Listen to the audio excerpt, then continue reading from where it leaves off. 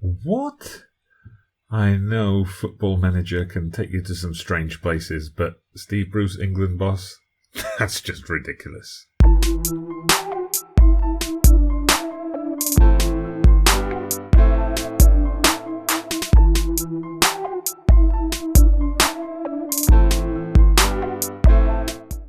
Hello there everybody, welcome back to the channel. Dodgy Gamer here with a new episode of Newgen Nation, our Football Manager 2019 experiment, in which I've taken 6 of Europe's top clubs, transported their training and youth facilities to the Middle East, to Qatar and the UAE, so that they produce regens from those clubs, or new gens I should say, as we're in Newgen Nation. So they produce new gens from those clubs, bring them through with their wonderful training facilities, and we see if that can affect the fortunes of those two nations on the global stage. If you're new here, I suggest you just check out the link that's popping up now to the previous 2 episodes, just so you can get a bit of background on some of the players we're going to be looking at today. So first of all, we're going to examine the squads. Remember, it's Real Madrid, Marseille, and Manchester City, who we've moved to the United Arab Emirates, and it's PSG, Barcelona, and Manchester United that we've moved to Qatar. So we're going to drop in on them, see if any players from those countries have made it into the first team squads yet. Then we're going to check in on some of the players that we highlighted last time. We're going to have a look at any new players who've come through. And finally, we're going to have a look at the national teams. As you'll know from the intro there, we've just come to the end of the 2026 World Cup. So we'll see how these nations have been progressing over the last 4 years. So we start off at Manchester City, and we see as of yet there's still no impact of our players on the first team squad. They've got quite a mix of nationalities, as we come to expect, but nothing in the first team squad as of yet, unfortunately.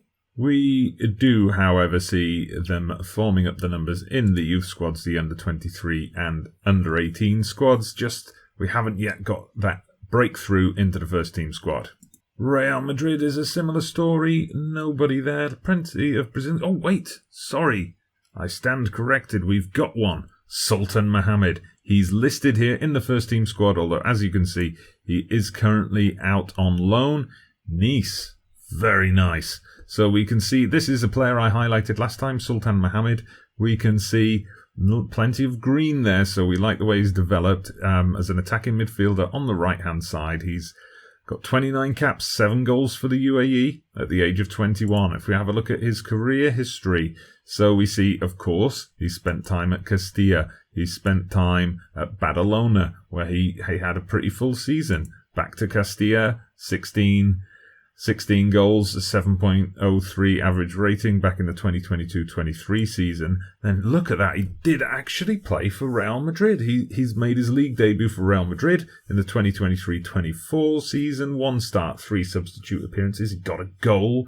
He scored a goal in Europe from one of his substitute appearances as well. So I think he started to get some attention. Then he went out to Deportivo in La Liga 2. Not a regular, not a first team regular, but on a rotation, I think. 13 appearances, 14 goals, 3 assists, a player of the match and a 7.12, so really good season there. And then a season on loan at Malaga. Again, similar amount of playtime, 12 appearances, 3 goals, a 6.84 average rating. Now he's off to France, again on loan, so hopefully Real Madrid see him as someone who can potentially come into their team in the future. And to complete our look on the UAE side, we come to Marseille, and we see, again, we've got another one. Another one here. Well, we've got 2, actually. 2 players who've made it. We've got Mohamed Abdullah Al-Hossani, who I believe we looked at last time. He's now 20 years old, defensive midfielder. Not as developed as Sultan Mohammed, but he's 29 caps for the UAE, 3 goals as well, so pretty good international career so far. Look at his career stats. He's been in Marseille the entire time. Obviously, spent a lot of time in the reserves down in National 2, Group R. Okay. 2025-26, though, the season just gone. He did actually make some appearances. Only substitute appearances. We can see down here at the bottom, 3 substitute appearances in the league and 2 in the cup. Didn't actually get an average rating from those league appearances, so he must have been coming on in the last couple of minutes only, but he did get a 6.4 overall in the cup, so nothing earth-shattering, but we've got something. And then we've got a right back as well. This must be one of the newer players who's come in since the previous episode, episode 2. Please check it out. 18 years old, 4 caps already, Khalil Ibrahim Abdullah. Let's have a look how he made it into the team. So again, he's spent all his time at Marseille. He's done his time in the reserves, and he hasn't actually made his debut for Marseille yet, but he has been moved into the first team squad, so things are looking good for the new season. Over to the Qatari side now. We're looking at PSG, Paris Saint-Germain, and again, much like Man City, we see with all that money, they've just poured all that money into assembling quite a cosmopolitan squad. No place for much homegrown talent in there as of yet, but we do have only a few Qatari players in the reserves and quite a few in the under-19s. On to Barcelona now. Similarly, no Qatari players have made it into that first team squad as of yet. None that we can see at the moment, although I do see a Jamaican flag. They've signed Leon Bailey. Oh, they obviously didn't like this year's youth intake. They've only kept the one player in there, or they may have sent a lot of them off to Barcelona B. Of course, we've got a few players out there in Barcelona B, but it looks like Barcelona haven't taken advantage of this new pool of youth talent as of yet. And finally to Manchester United. Again, we see on the Qatari side, nothing going on here in terms of first team appearances. Unfortunately, we're devoid of Qatari players there. They do, however, feature very heavily in the under-23s and the under-18s, and we're going to take a closer look at some of those players in just a moment. Sticking with Manchester United for the moment, I want to take a look at this player first. One of the ones I highlighted last time, Youssouf Al-Shamari. If you remember, the reason I highlighted him was because his nationality was listed as English, with Qatari as his second nationality. Well, the good news is he's switched his allegiance. He is now Qatari. He's been capped 28 times for the national team in the last 4 years. He's scored 2 goals, and we see he's developing into a fairly decent player, it has to be said. Valued at 4.7 million, he's on a £10.25 thousand a week contract, which expires in 2 years' time. And let's have a look at his career history so far. Nothing earth-shattering. Couple of seasons on loan at Birmingham. First season, 4 appearances he managed. 1 assist, 1 player of the match, a 7.05 average rating. And then the following season, they extended the loan. 13 appearances, 6.54 average rating. But the last 2 seasons, he's been back at United in the reserves.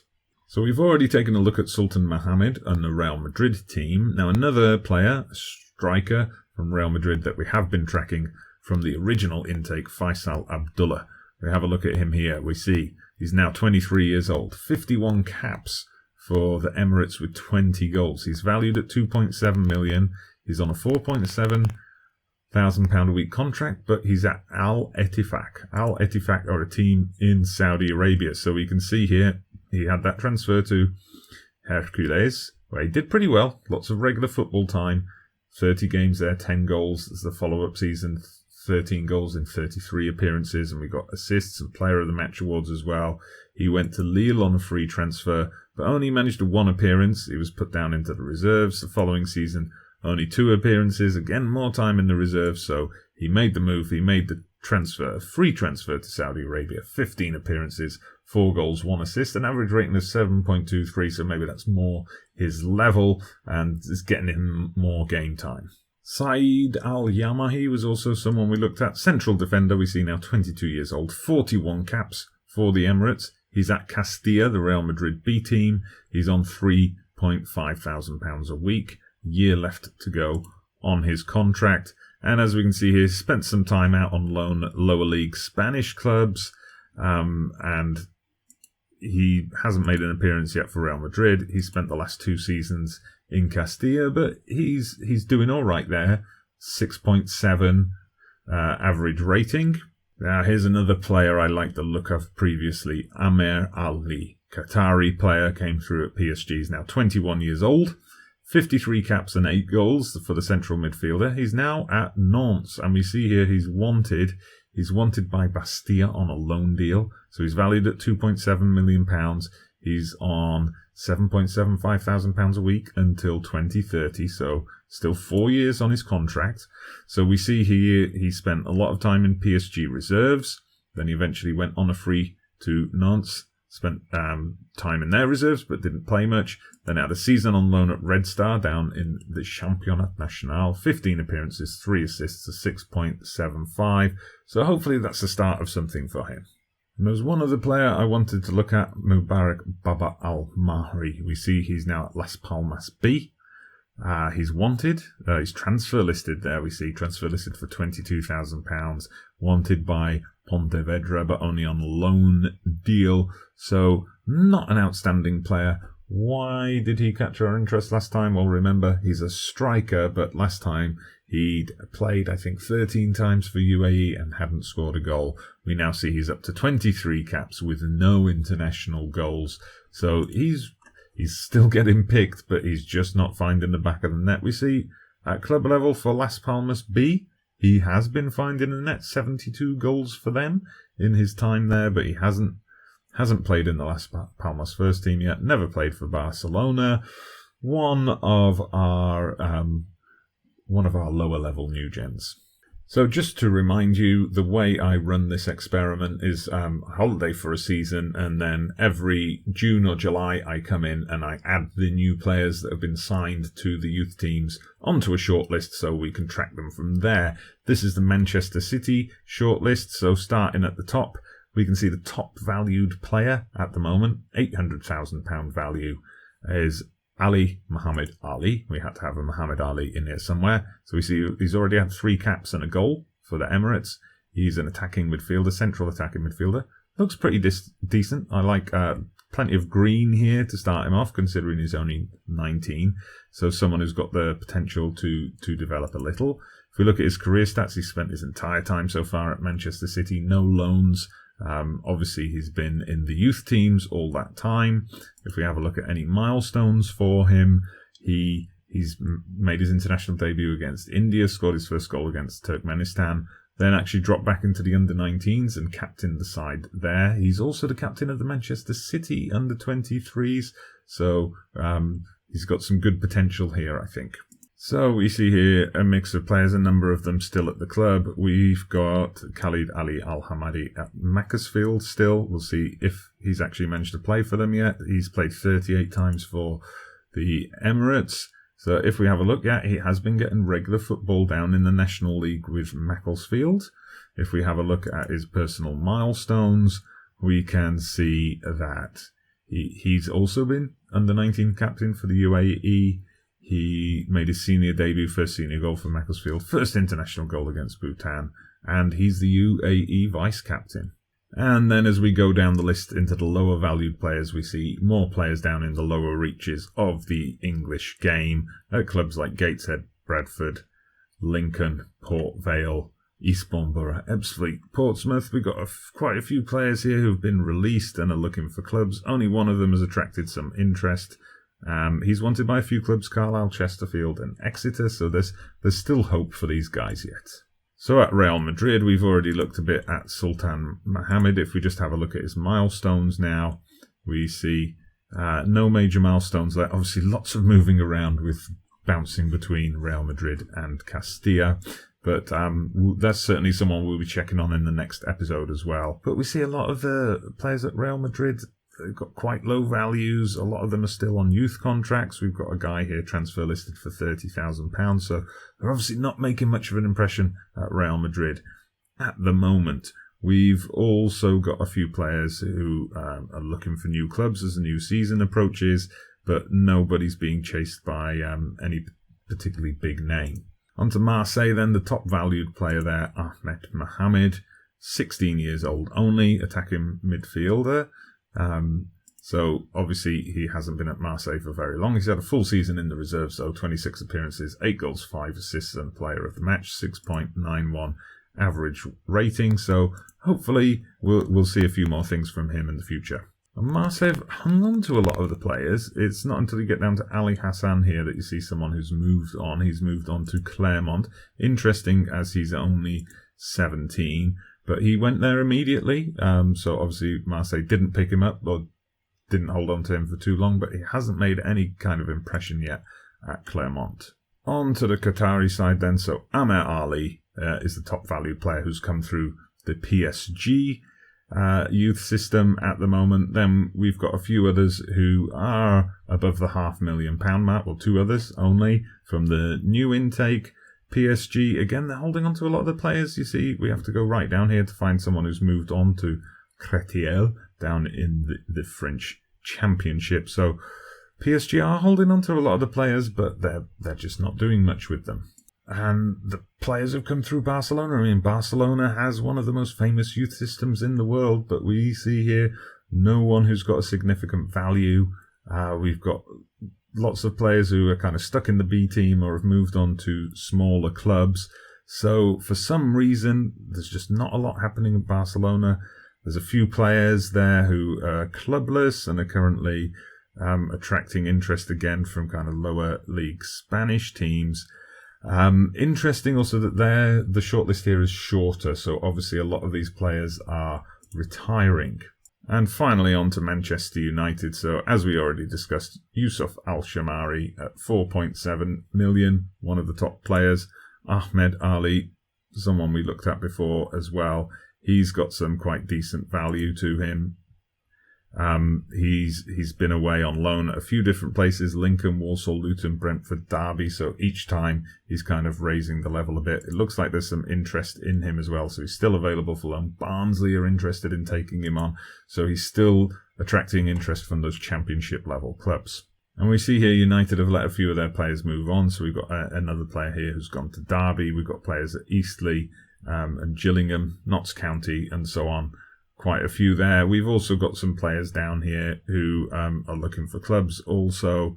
We've got one wanted by Crawley, but I think it's these guys we've got to keep an eye on. Ahmed Ali, Yusuf Al-Shamari, they're the most promising ones. And then, of course, Sultan Mohammed over at Real Madrid and Amer Ali at Nantes. So we're coming over to Qatar first to look at the national team. Now we see, in terms of world rankings, 61st. So I think there's been a bit of improvement since the start of the experiment, but not a huge amount. In their top players, you see we've got Mubarak Baba Al-Mari listed as one of the top players. The striker who is yet to score for them. Ibrahim Nasser Al-Kuwari at Girona, who I believe we haven't looked at yet. Goalkeeper, 49 caps already at the tender age of 22. If we look at his career stats, he has been playing in La Liga. Okay, so we have got one. Girona, I missed this guy out. So he made 5 appearances, conceded 8, but kept 2 clean sheets. Only a 6.34 though. Bit of time in Barcelona B. He previously had a better season at Girona, we could say, in his debut season. Barely, the 6.51, conceding almost 2 goals per game, but 3 clean sheets as well. But we see here the majority of the senior team is populated by players from my shortlist, although there are a few who are still holding on to places in the team there. If we go and have a look at some of the results. So last time we looked, of course, they'd been knocked out of the World Cup in the group stage. Then we had the Asian Cup taking place not too long afterwards. And we see there they made it all the way to the quarterfinal. So they got 7 points in the group. They beat Malaysia, North Korea, and Syria. They beat Oman quite easily in the second round. Knocked out by Australia on penalties. Oh, and quite a lengthy shootout as well. Eventually, Abdullah Musa, I don't think he's one of ours, is he? He is, actually. He's a player who came through at Barcelona. He missed the decisive penalty, unfortunately. Then we see in the World Cup qualifiers, they got Syria, Bangladesh, Vietnam, and India. Fairly easy group for Qatar. Does not seem to have troubled them very much. So they moved through to the World Cup qualifiers final stage, played in 2024 with South Korea, who beat them 3-1. Then Thailand, who they were able to beat. UAE, so they clashed with UAE in the same group, and they were able to beat them 3-1 at home. Then a 0-0 draw with China, 2-2 with Australia, a couple of friendlies there. Then we moved on to the West Asian Football Federation Championship. They started off with a defeat to Iraq, They were able to beat Syria, beat UAE again, 3-0 this time. They beat Kuwait in the semi-final before another defeat. They keep losing in this WAFF Championship, losing this time 4-0 to Saudi Arabia in the final. Then they were back to World Cup qualifying, another defeat to South Korea. They bounced back over Thailand, and then a draw with the UAE before a defeat to Australia and a victory over China. Was that enough for them to qualify? It was. They qualified third in the group on 15 points, so they were able to make it to the 2026 World Cup, which we'll be checking out in a moment. And here we go. Of course, they would have been put into this revamped World Cup with the ridiculous amount of teams. What is it, 48 and however many groups of 3. Tough group for them with Italy and Cameroon. Lost both matches, went home without a point, without a goal. Unfortunate for them, but they'll be looking to bounce back in the next West Asian Football Federation Championship, and then following on from that, of course, in 2027, we're going to have the Asian Cup. So UAE do not have any players in their squad at the moment, I've noticed, possibly because, as you may have figured out already, they were not involved in the most recent World Cup. Well, if we go back and have a look, now obviously they were not at the 2022 World Cup either. At the Asian Cup the following year, they got out of their group. They beat Kuwait and Singapore. They lost to Japan in the second match, but they were able to get through to the second round where they faced Syria and lost 2-1. Into the World Cup qualifiers then. They were in a group with Mongolia, Australia, Bahrain and Yemen. Obviously Australia provided them with the toughest opposition. Got easy wins over Mongolia. Mongolia, who I'm currently managing in the International Manager of Mystery. Check that out if you haven't done so already. An away defeat to Australia, but they did manage to then beat Australia at home, and they won their remaining matches to easily get through to the final stage of qualifying. But they struggled there. Draw with Australia this time. Commendable result, the draw with China, but then that defeat to Qatar that we've already looked at. And a massive win, though, over South Korea. They were able to beat them 4-1, but then they followed that up with a very disappointing defeat to Thailand. Took a break for the West Asian Championship, but again they were beaten by Syria. They beat Iraq, but they lost to Qatar, eliminated in the group stage. Back to World Cup qualifying, back-to-back defeats against Australia and China, and a draw to Qatar. Probably ruined their chances. They then got the win over Thailand, but a defeat to South Korea meant they were 5th in that group, if we look at it again. Now, with the multiple places available for teams from Asia in this new format, they did then get into a playoff against Uzbekistan. And you see here, a 3-0 win away meant that even though they lost at home, they were still able to proceed to the final round of playoffs. They beat Papua New Guinea. So obviously they've put together some kind of mini tournament here. They beat Papua New Guinea, but then they lost to Paraguay, and Paraguay advanced to the World Cup. UAE did not, unfortunately, so only a couple of friendlies in 2026. So there you go. We've looked at the clubs, we've looked at the players, we've looked at the national sides 8 years into this experiment. Now we're going to fast forward again. The next episode will be coming back after the 2030 World Cup to see how the players have developed and how the national sides have fared in that particular competition. So please do leave some comments. Let me know what you think about those players we looked at today. Do you think someone like Sultan Mohammed's going to make it? Do you prefer Ahmed Ali? What was his name again? Yusuf, the turncoat who went from England. I'm just checking my notes. Yusuf Al-Shamari. How do you like the look of him? Any other players that caught your eye, and any predictions for, are some more of these players going to get into those first team squads as this experiment goes on? So please drop those in the comments. Drop a like as well if you've enjoyed this video. Subscribe to the channel if you haven't done so already. I'm Dodgy Gamer. I'll see you again soon.